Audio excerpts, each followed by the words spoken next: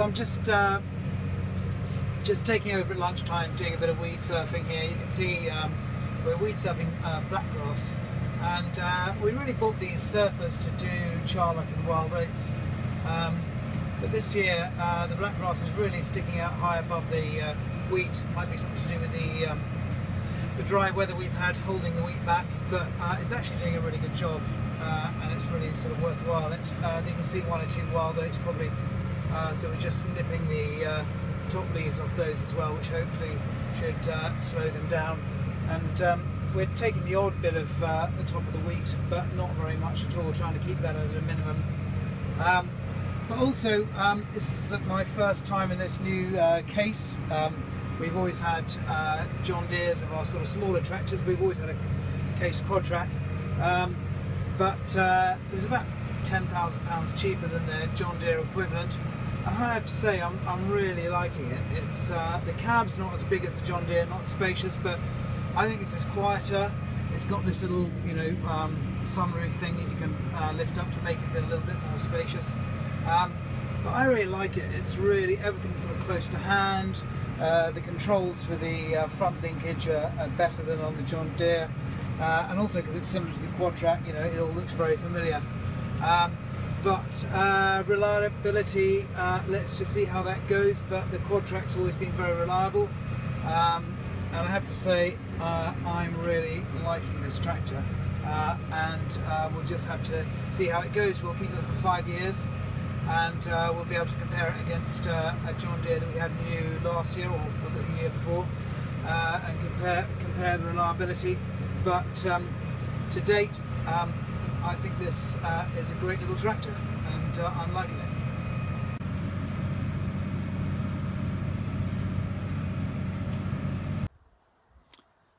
I don't know if you've seen my videos of maybe it was 2 years ago where we had terrible chocolate spot in our beans, and it was about the 15th of May, about the middle of May, which is now, that these beans, our bean crop was absolutely ravaged by chocolate spot, and we were spraying potassium bicarbonate as a fungicide to try and cure the chocolate spot, but it didn't work at all.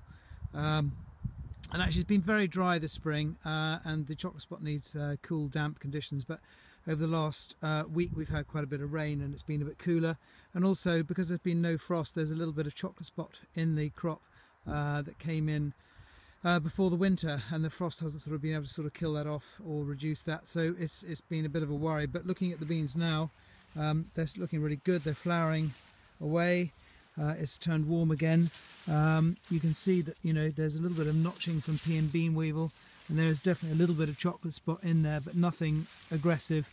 And hopefully, if the weather stays like this, we'll get away with it. Hopefully, we've got a lot of beans this year. Got about 250 acres of beans. The other thing in here I'm looking at is the undersown clover, and as you can see, it's in the bottom of the crop there, and it's been sort of shaded by the beans, but it's still there and it'll survive, and then hopefully when the beans are cut it'll really get going. So anyway, it can't rest yet because the beans have still got to finish flowering and the pods have got to set, but at the moment I'm crossing my fingers. The other job we've been doing this week on the farm is undersowing our spring cereal crops. We're just setting this up to do it in wheat. We've just finished our oats, which are slightly more forward than the wheat, and so we're just sort of having a look to see how aggressive we can have the tines. It's normally, if it looks bad, you can sort of put it one more sort of more aggressive sort of rake, and then you'll be fine. But you can see we've had some moisture now, so even though it still looks dry, this harrow comb will sort of break these bits and pieces up, and also just these little weeds that have just chitted after this moisture should be taken out by the harrow comb. Something like this is not going to be taken out. Also the harrow comb just mineralizes a little bit of nitrogen, and so that'll help the crop get going. So yes, this will be the last of our undersowing, and then we'll be waiting for the weed surfing for the wild oats. This week we've also been putting in our wild bird cover, and this is a strip here down next to this hedge, and we've got a mixture of different cereals that we've drilled or sown quite deeply into the soil, about an inch, inch and a half. And then yesterday we came along with the harrow comb, you can see there with the seed box on, and sowed some smaller seeds like kale and some biannual crops to hopefully make the wild boat cover last for 2 years. We're just harrow combing these weeds. I just thought I'd give you a shot on board the tractor. There's a bit patchy here because if you'd watched my previous videos, it's been a very cloddy conditions for drilling, for sowing our crops in this spring because of no frost and a lot of rain over the winter. But I've just got out the tractor, and some of these patches sort of scrapping down in the soil, you can see that the seed that's been lying there in the dry, it's now just sort of chitted after the 20 millimetres of rain we've had over the last week. So I expect these crops to thicken up. We're getting down to a bit of meadowland down here, so it's very thick anyway, so where the seed bed is usually a lot better on meadowland.